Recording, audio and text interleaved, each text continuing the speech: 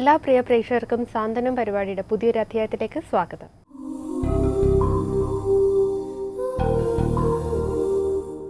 സാന്ത്വനത്തിൽ ആദ്യമായി പ്രേക്ഷകരുടെ കത്തുകൾക്കുള്ള മറുപടിയാണ് പരിഹാരത്തിലൂടെ.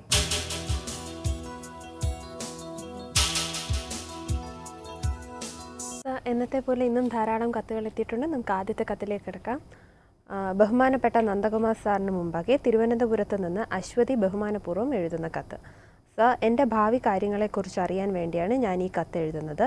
ഡേറ്റ് ഓഫ് ബർത്ത് 16/10/1985, സമയം പകൽ 3:55, വിശാഖം നക്ഷത്രം. ബികോം വരെ പഠിച്ചു, കമ്പ്യൂട്ടർ പഠിക്കുന്നുണ്ട്. നല്ലൊരു ജോലി കിട്ടാൻ സാധ്യതയുണ്ടോ, കല്യാണം എപ്പോഴാണ് നടക്കുക എന്നിവയെക്കുറിച്ച് അറിയാൻ ആഗ്രഹമുണ്ട്. സാറിൻ്റെ വിലയേറിയ മറുപടിയും നിർദ്ദേശങ്ങളും പ്രതീക്ഷിക്കുന്നു എന്ന് വിശ്വസ്തയോടെ അശ്വതി. ഭാവി കാര്യങ്ങളെക്കുറിച്ചാണ് അറിയാൻ എഴുതിയിരിക്കുന്നത് അല്ലേ? കമ്പ്യൂട്ടർ പഠിക്കുന്നുണ്ട്, നല്ല ജോലി കിട്ടാൻ സാധ്യതയുണ്ട്, കല്യാണം എപ്പോഴാണ് നടക്കുക എന്നിവയെക്കുറിച്ചൊക്കെയാണ് അറിയാൻ താല്പര്യമുള്ളത്. 16/10/1985 വിശാഖം നക്ഷത്രമാണ് അല്ലേ? 27 വയസ്സ് മുതൽ നല്ല സമയമാണ് ഈ കുട്ടിക്ക്.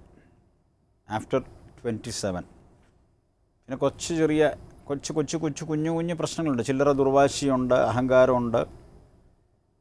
അതെല്ലാം കളഞ്ഞു കഴിഞ്ഞാൽ നമുക്കൊരു 100-ൽ 95 മാർക്ക് കൊടുക്കാം. മനസ്സിലായില്ലേ? ദുർവാശി, അഹങ്കാരം, താൻ പറയുന്നതൊക്കെ ശരിയാണ്, താൻ വിശ്വസിക്കുന്നത് ശരിയാണ്, താൻ ചെയ്യുന്നതൊക്കെ തന്നെ ശരിയാണെന്നൊക്കെയുള്ള അമിതമായിട്ടുള്ള ഒരു ചിന്ത. ആത്മവിശ്വാസം നല്ലത് തന്നെ, പക്ഷേ പറയുന്നതും ചെയ്യുന്നതും ചിന്തിക്കുന്നതും ഒക്കെ താൻ ചെയ്യുന്നത് മാത്രമാണ് ശരി എന്നുള്ള ഒരു അഭിപ്രായം മുറുകെ പുണർന്നു കഴിഞ്ഞാൽ വലിയ ബുദ്ധിമുട്ടുണ്ടാവും കല്യാണമൊക്കെ കഴിക്കുമ്പോൾ. പിന്നെ എന്തും വെട്ടി തുറന്ന് പറയും. What ever she what you call things about a particular person, she will blurt it out, much to the annoyance of other people. പെട്ടെന്ന് മറ്റുള്ളവർക്ക് ദേഷ്യം വരുന്ന രീതിയിൽ പറയും.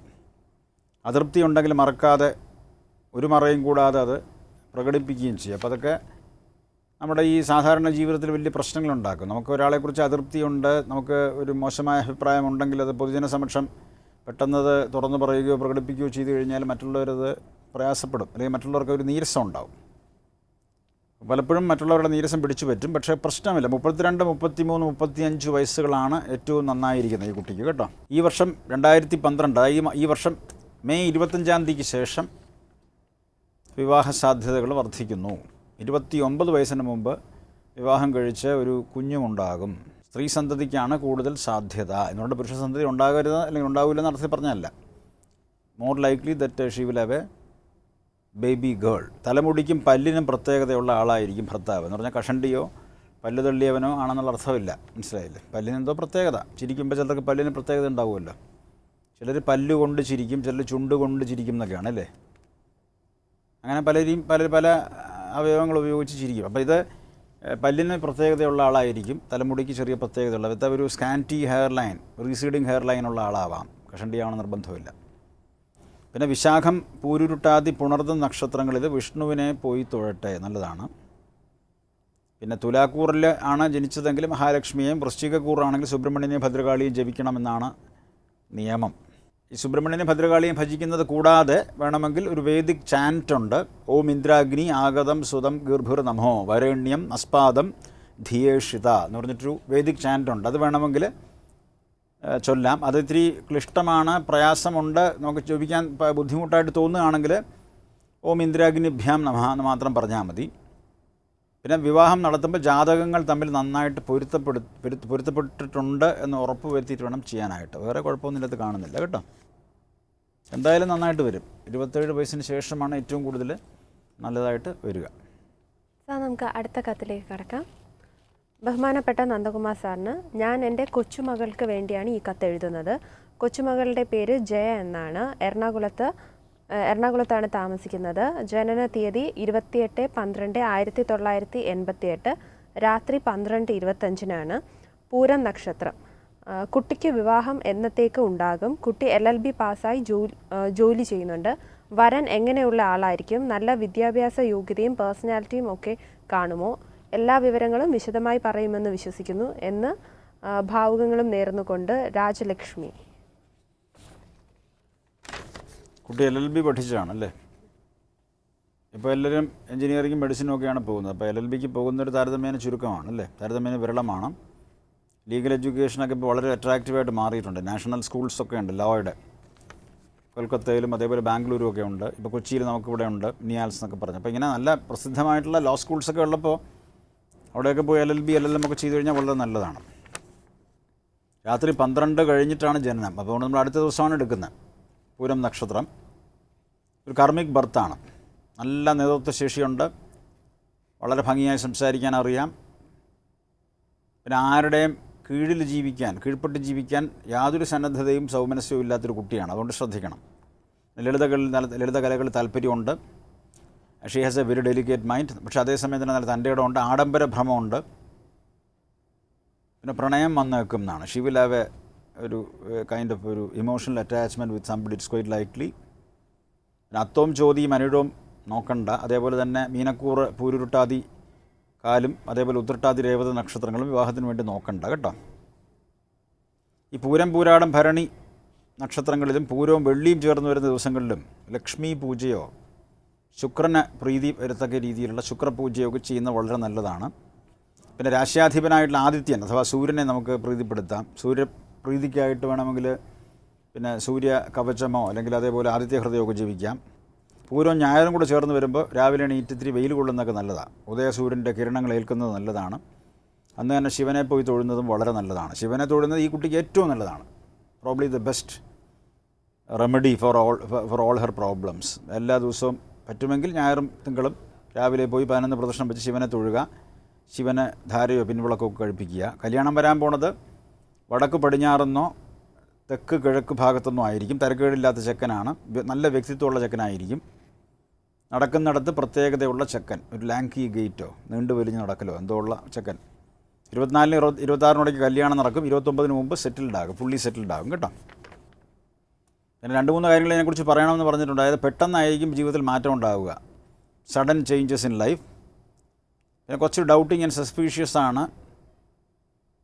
പിന്നെ അപ്പോൾ അങ്ങനെ വരുമ്പോൾ എന്തെന്ന് പറഞ്ഞാൽ she will miss out chances in her life. പെട്ടെന്ന് ചില അവസരങ്ങളൊക്കെ അവൾക്ക് നഷ്ടപ്പെട്ടു പോകും. പിന്നെ ഡിസാറ്റിസ്ഫാക്ഷനും ഒരുപാടുണ്ട്, അതൃപ്തി ഒരുപാടുള്ളതുകൊണ്ട് ഒരുപാട് ജോലികളും നോക്കാൻ സാധ്യതയുണ്ട്. പിന്നെ വളരെ അൺകൺവെൻഷണൽ നേച്ചറാണ്, പോസിറ്റീവായിട്ടുള്ള നേച്ചറാണ്. And she is very critical of other people but unclear in her mind. പിന്നെ എക്സിസ്റ്റിംഗ് കസ്റ്റംസ് ആൻഡ് പ്രൊസീജിയേഴ്സ് ഒന്നും ഫോളോ ചെയ്യുന്നില്ല. അപ്പോൾ അത് she will be totally different from the other types of may be women around. അപ്പോൾ അതുകൊണ്ട് ആളുകൾ അവളെ സംശയത്തോടെ നോക്കുകയും ചെറിയ ബുദ്ധിമുട്ടുകൾ ഉണ്ടാവുകയും ചെയ്യുന്നു മാത്രമേ ഉള്ളൂ. റെസ്റ്റ്ലെസ് ആണ്, ഇംപേഷ്യൻ്റ് ആണ്. പിന്നെ വയസ്സുകാലത്ത് ഓർമ്മ കുറയും. അപ്പോൾ ഓം ആര്യംണേ നമ എന്ന് നമ്മൾ വേണമെങ്കിൽ ചൊല്ലിക്കൊണ്ടിരിക്കാം, നല്ലതാണത്. വേറെ കുഴപ്പമൊന്നും ഇതിനകത്ത് കാണുന്നില്ല. ഒരുപാട് വേദിക് ചാൻസ് ഒക്കെ പറഞ്ഞിട്ടുണ്ട്, അതൊന്നും നമ്മൾ നോക്കണ്ട. കാരണം എന്ന് പറഞ്ഞാൽ it's not possible for an ordinary woman to chant or for an ordinary man to chant all those vedic chants. അതുകൊണ്ട് അത് കുഴപ്പമില്ല. ഓം ആര്യം നേ നമ എന്ന് ചൊല്ലിക്കൊണ്ടിരുന്നാൽ മതി, നന്നായിട്ട് വരും. വേറെ പ്രശ്നമൊന്നും കാണുന്നില്ല കേട്ടോ. കത്തയച്ചതിന് നന്ദി.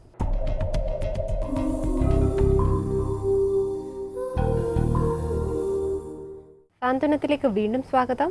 പ്രേക്ഷകർക്ക് നന്ദകുമാർ സാറുമായി നേരിട്ട് സംസാരിക്കാം പരസ്പരത്തിലൂടെ.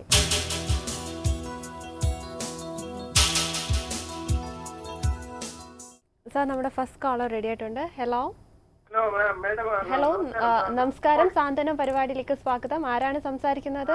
മാഡം നമസ്കാരം, ഞാൻ ബാലകൃഷ്ണനാണ്, ഹൈദരാബാദിൽ നിന്നാണ് വിളിക്കുന്നത്. ഓക്കെ സാർ, നന്ദകുമാർ സാറിനോട് സംസാരിച്ചോളൂ. ഹലോ, നമസ്കാരം സാർ. പേരെന്താ പറഞ്ഞേ?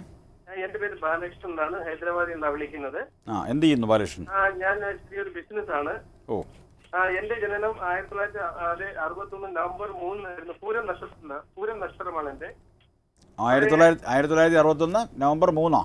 അതെ, നവംബർ 3. അപ്പൊ ഡയബറ്റിക് ആവുമല്ലോ ബാലകൃഷ്ണ? ഇല്ല, ഡയബറ്റിക് ഇല്ല സാറേ. വരും ഇതുവരെ ഒന്നും. ഒന്നാം ഇടയ്ക്കിടയ്ക്ക് ചെക്ക് ചെയ്യണം. ഒരു മേ ബി ഒരു 1 in 6 months or so കേട്ടോ. ഓക്കെ സാർ, തീർച്ചയായിട്ടും. സാറേ, വളരെ കഷ്ടങ്ങളായിരുന്നു കുറച്ച് നാൾ കൊണ്ട്.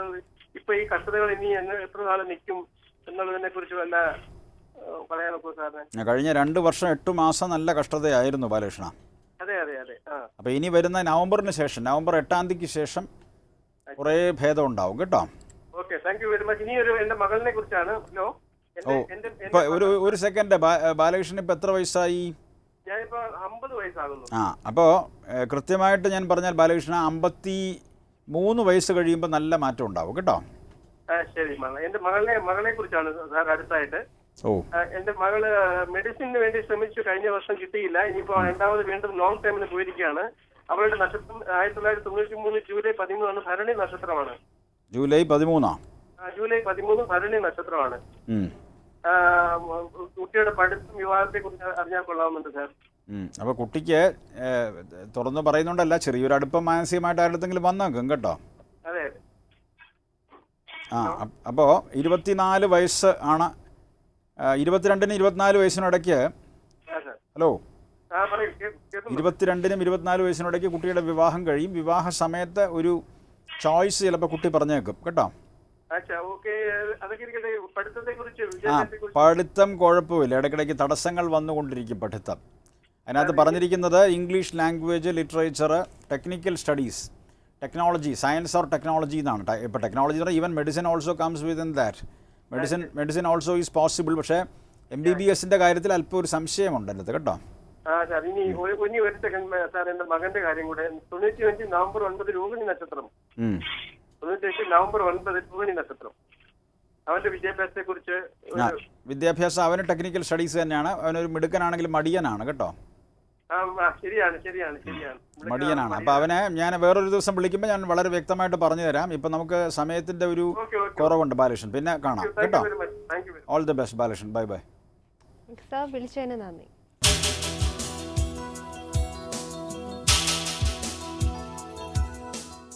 അടുത്ത കോളർ റെഡി ആയിട്ടുണ്ട്. ഹലോ.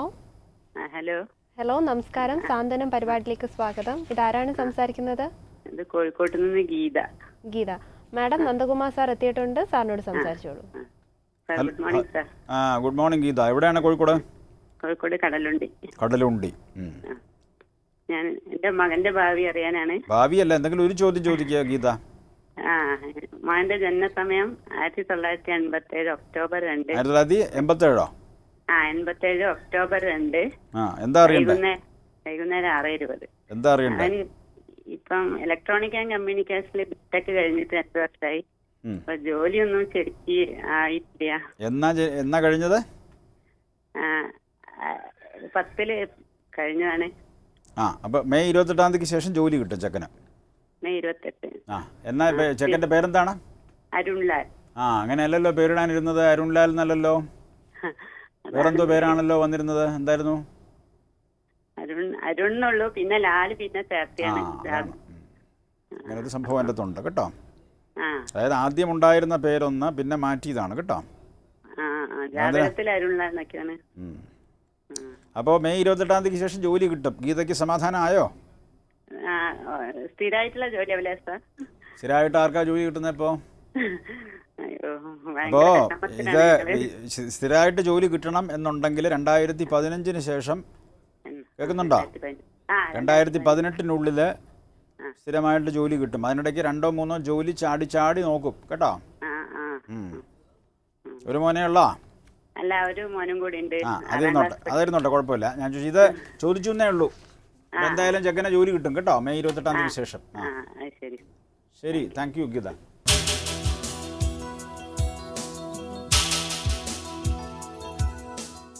നമ്മുടെ ലാസ്റ്റ് കോളർ റെഡി ആയിട്ടുണ്ട്. ഹലോ. തൃശ്ശൂരിന്ന് ബീനിയാണ്. നമസ്കാരം, സാന്ത്വനം പരിപാടിയിലേക്ക് സ്വാഗതം. ബീന, നമ്മുടെ ഇവിടെ നന്ദകുമാർ സാർ എത്തിയിട്ടുണ്ട്. സാറിനോട് സംസാരിച്ചു. എന്താ പേര് പറഞ്ഞ? വീണ. ബിനി. എന്ത് ചെയ്യണോ ബിനി? ടൈലറിംഗ് കട നടത്തുക. എന്ത് കടയാണ്? ടൈലറിംഗിന്റെ. ശരി. എന്താ മകൾക്ക് വേണ്ടിട്ടാ. മകള് ഇപ്പൊ 12th പരീക്ഷ എഴുതിക്കണേ. അവളുടെ പേരെന്താ? ശിഖാര. ശിഖാറോ? CIGAR. ശിഖാര. ശരി. അപ്പൊ എന്താ അതിന്റെ അർത്ഥം? അർത്ഥമില്ല, ഹസ്ബൻഡ് അങ്ങനെ ഇട്ടാ. ശരി, നന്നായിരിക്കട്ടെ. അപ്പൊ അത് എന്ത് ചെയ്യണോ ഇപ്പൊ? +2 പഠിക്കണു. എന്നാ ജനിച്ച കുട്ടി? 6/10/1994 വെളുപ്പിന് 5:30. അപ്പൊ നല്ലോണം വണ്ണം വയ്ക്കും കേട്ടോ. ആ ചിത്തിര നാള്. ആ വണ്ണം ഉണ്ടല്ലേ? അല്ല, തീരെ തടി കുറവാ. ആ, നല്ലോണം വണ്ണം വയ്ക്കുമോ കേട്ടോ. അതെ. ആ നല്ലോണം ഈ കുറച്ച് കലാപരമായ മേന്മയുണ്ടെന്ന് തോന്നുന്നു. ഉണ്ട്. ആ, പാടുകയോ എഴുതുകയോ വരയ്ക്കുകയോ ഡാൻസ് ചെയ്യുകയോ ഒക്കെ ചെയ്യും കേട്ടോ. ഇപ്പൊ ഇനി എന്തിനാ പഠിക്കാനായിട്ടാ കുട്ടിക്ക്? ആ, നോക്കട്ടെ. ആ കുട്ടിക്ക് ഇതിൻ്റെ എക്സിക്യൂട്ടീവ് പൊസിഷൻ കിട്ടാൻ സാധ്യതയുണ്ട്. അതായത് പ്രൊഫഷണൽ കോഴ്സിന് പോകാൻ സാധ്യതയുണ്ട് കേട്ടോ. ഓക്കെ. അല്ലെങ്കിൽ ലോയ്ക്കോ അക്കൗണ്ടൻസിക്കോ വിടാം. അക്കൗണ്ടൻസിയോ? വിളിക്കുക. ആളുടെ ജീവിതം ഭയങ്കര ട്രാജഡിയാണ്. അച്ഛനെ ഉപേക്ഷിച്ചു ഇതാണ്. ആരെ? നിങ്ങളെ ഉപേക്ഷിച്ച് പോയോ? ആ. എത്ര പിള്ളേരുണ്ട് ഈ കുട്ടി അല്ലാതെ? ഒരു പെൺകുട്ടി മാത്രമേ ഉള്ളൂ. ആ, അവൾ മിടുക്കിയായിട്ട് വരും, അമ്മയ്ക്ക് തണലും താങ്ങുമാകും. ആ. പക്ഷെ അവൾക്കും ഈ പറഞ്ഞതുപോലെ അവൾക്കും സ്വന്തമായിട്ട് ഭർത്താവിനെ കണ്ടെത്താൻ ഒരു താല്പര്യം ഉണ്ടാവും കേട്ടോ. ആ. ഇപ്പൊ ഡിഗ്രിക്ക് വിടാനാണ് ഉദ്ദേശിക്കുന്നത്. ആ, ഡിഗ്രിക്ക് വിട്ടു കഴിഞ്ഞാൽ ലിറ്ററേച്ചർ, അതേപോലെ തന്നെ പിന്നെ അക്കൗണ്ടൻസി, ഇതൊക്കെ നല്ലതാണ് ആ. ഓക്കെ. കേട്ടോ. ഓക്കെ. മാനേജ്മെന്റ് കോഴ്സ് BBA ഒക്കെ വിടാൻ വേണം. Okay. Thank you. Okay. Madam വിളിച്ചതിന് നന്ദി.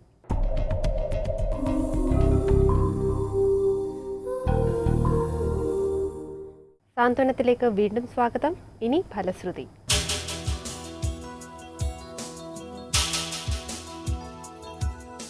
സാർ, ഇപ്പോൾ പൊതുവേ കണ്ടുവരുന്നതാണ് എല്ലാവർക്കും ഈ ഓർമ്മശക്തി വളരെയധികം കുറഞ്ഞു വരുന്നതായിട്ട്. അപ്പോൾ അത് എന്തെങ്കിലും ഒരു മാർഗമുണ്ടോ സാർ? എന്തായിരിക്കും കാര്യം? അത് പൊതുവേ ഇപ്പോൾ എല്ലാവർക്കും അങ്ങനെയല്ല. എന്തായിരിക്കും കാര്യം? നമ്മളിങ്ങനെ ആലോചിച്ച് വരുമ്പോൾ കമ്പ്യൂട്ടറുകൾ കൂടുതൽ പ്രചാരത്തിൽ വന്നു, മൊബൈൽ അല്ലേ? അതെ. അപ്പോൾ നമ്മൾ നമുക്ക് സ്ട്രെയിൻ വേണ്ട, എല്ലാം അതിൻ്റെ അകത്ത് ഇങ്ങനെ ടക്ക് ടക്ക് ടക്ക് എന്ന് പറഞ്ഞാൽ അടിച്ചാൽ മതി. അതായിരിക്കും.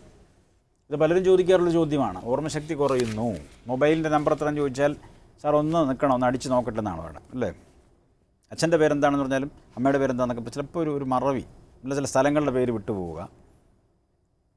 അപ്പോൾ അത് ഒരു സർവ്വസാധാരണമായിട്ട് മാറിക്കൊണ്ടിരിക്കുകയാണ്. എന്തുകൊണ്ടാണെന്ന് ചോദിച്ചു കഴിഞ്ഞാൽ മസ്തിഷ്കം, നമ്മുടെ ബ്രെയിനിനെ നമ്മൾ ഉപയോഗിക്കുന്നത് വളരെ കുറവാണ്. പ്രത്യേകിച്ച് ഓർമ്മ, ആവശ്യമായ കാര്യങ്ങൾ തലച്ചോറിൽ സ്റ്റോർ ചെയ്യുന്നതിന് പകരം വെളിയിലൊരു ബാഹ്യോപാധി, ഒരു എക്സ്റ്റേണൽ പിന്നെ ഇൻസ്ട്രുമെൻറ്റ് അല്ലെങ്കിൽ ഒരു കോൺട്രിവൻസ് അല്ലെങ്കിൽ ഒരു ഡിവൈസിൽ നമ്മളത് ഓർമ്മയ്ക്ക് പകരമായിട്ട് സൂക്ഷിക്കുന്നുകൊണ്ടാണ്.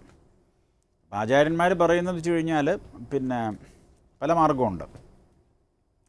ഒരു മന്ത്രം, കുഞ്ഞു മന്ത്രം പറഞ്ഞു തരാം. ആ ദിവസം രാവിലെ 108 ഉരു ജപിക്കുന്നത് കൊണ്ട് ഓർമ്മശക്തി നന്നായിട്ട് വരും. ഓം സകല സരസ്വതി ആനന്ദമോഹിനി ആത്മവിദ്യായേ സ്വാഹ എന്നാണ്. ഒരു 2 ലൈനുള്ള മന്ത്രമാണ്. ഓം സകല സരസ്വതി ആനന്ദമോഹിനി ആത്മവിദ്യായേ സ്വാഹ. ഈ മന്ത്രം രാവിലെ 108 ഉരു കുളിച്ച് ജപിക്കുക. പിന്നെ വേറൊരു കാര്യം കൂടെ ചെയ്യാറുണ്ട്, ത്രാതകം എന്ന് പറയും. അതായത് നമ്മൾ ഒരു വിളക്കിൽ ഇത്തിരി നെയ്യ് ഒഴിച്ച് ഒരു തിരി ഇടുക, തിരി കൊളുത്തിയിട്ട് ആ തിരിയിലേക്ക് ഇങ്ങനെ നോക്കിയിരിക്കുക, കണ്ണിമ വെട്ടാതെ ആ തിരിയിലേക്ക് നോക്കും. കുറച്ച് കഴിയുമ്പോൾ കണ്ണ് മുഴുവൻ വെള്ളം വന്നങ്ങ് നിറയും. അപ്പോൾ നമ്മൾ കണ്ണടച്ചിട്ട് ആ ജ്വാല നമ്മുടെ ഇവിടെ കാണുക, ഭ്രൂമധ്യത്തിൽ കാണുക, മനസ്സിൻ്റെ ഉള്ളിൽ കണ്ടാൽ മതി. ഇങ്ങനെ ഇവിടെ നിന്ന് കത്തുന്നതായിട്ട് കണ്ടാൽ മതി. ഒരു 5 മിനിറ്റ് അത്തരത്തിലൊരു വിഷ്വലൈസേഷൻ, ഭയങ്കരമായ ഓർമ്മശക്തി വരും. മനസ്സിലായില്ലേ? അപ്പോൾ ശരിക്കും നമ്മുടെ ഓം സകല സരസ്വതി ആനന്ദമോഹിനി ആത്മവിദ്യായ സ്വാഹ എന്ന് ജപിക്കുന്നതോടൊപ്പം തന്നെ ത്രാതകം ചെയ്യുക. ത്രാതകം ചെയ്യുമ്പോൾ കണ്ണിൻ്റെ ശക്തി വർദ്ധിക്കും. നമ്മളിപ്പോൾ എവിടെ ഒരാളെ നോക്കിക്കഴിഞ്ഞാൽ അയാളുടെ പുറത്ത് നമുക്ക് ഒരു കൺട്രോൾ ഉണ്ടാവും. അതേപോലെ തന്നെ വെള്ള പശ്ചാത്തലം, നല്ല വെളുത്ത പശ്ചാത്തലത്തിലേക്ക് നോക്കിയിരുന്ന് മെഡിറ്റേറ്റ് ചെയ്യുക. പിന്നെ കാറ്റ്സ് ഐ എന്ന് പറയും, വൈഡൂര്യം എവിടെയെങ്കിലും വെച്ചിട്ട് ആ വൈഡൂര്യത്തിലേക്ക് നോക്കിയിട്ട് മെഡിറ്റേറ്റ് ചെയ്യുക. ഇത്തരം കാര്യങ്ങളിലൊക്കെ ഒരുപാട് ഓർമ്മ ശക്തി വർദ്ധിക്കാൻ നല്ലതാണ്. പിന്നെ വേറൊരു മന്ത്രം കൂടിയുണ്ട്, ആ മന്ത്രം ജപിച്ചാലും നല്ലതാണ്. ഓം ഐം ക്ലീം സൗഹു ഹ്രീം സർവശാസ്ത്ര വിശാരദായി നിത്യാനന്ദപ്രദായിന്യൈ സുരസൗഖ്യപ്രമോദിന്യൈ ഋഗ് യജുസാമരൂപിണ്യൈ അതിസൗമ്യരൂപിണ്യൈ മഹാരൂപായൈ ശാസ്ത്രജ്ഞാന സമൃദ്ധിമേ ദേഹി ദദാപയ സ്വാഹ എന്ന് പറഞ്ഞിട്ട് വിദ്യാമന്ത്രമുണ്ട്. രാവിലെ എണീറ്റിട്ട് ഒരു 2 നാഴികയ്ക്ക് മുമ്പ്, ഉദയം കഴിഞ്ഞ് 2 നാഴികയ്ക്കകത്ത്, അതായത് 5:12 മുതൽ 6:48 വരെയുള്ള സമയം, അല്ലെങ്കിൽ ഉച്ചയ്ക്ക് 12 മണിക്ക് ശേഷം, അല്ലെങ്കിൽ വൈകിട്ട് അസ്തമയം കഴിഞ്ഞ് 3 മണിക്കൂറിനുള്ളിൽ വെളുത്ത വസ്ത്രം ധരിച്ചിരുന്നിട്ട് ഒരുപാട് വേഗത്തിലല്ലാതെ വളരെ പതുക്കെ അല്ലാതെ ജപിച്ചു കഴിഞ്ഞാൽ നല്ലതാണ്. അതേപോലെ ഒരുപാട് മന്ത്രങ്ങൾ ഈ ഓർമ്മശക്തി നന്നാക്കാൻ വേണ്ടിയിട്ടുണ്ട്. ഓർമ്മശക്തി നന്നാക്കുക എന്ന് പറയുന്നത് ഇപ്പോഴത്തെ കാലത്ത് വലിയ ഒരു അനുഗ്രഹമാണ്. കാരണം പരീക്ഷയ്ക്ക് എഴുതാൻ പോയി കഴിഞ്ഞാൽ ഓർമ്മയില്ലെങ്കിൽ നമുക്കൊന്നും ചെയ്യാൻ പറ്റുമോ?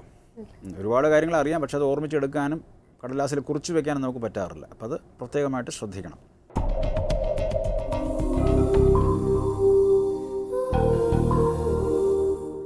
സാന്ത്വനം പരിപാടിയുടെ ഈ അധ്യായം ഇവിടെ പൂർണ്ണമാവുകയാണ്.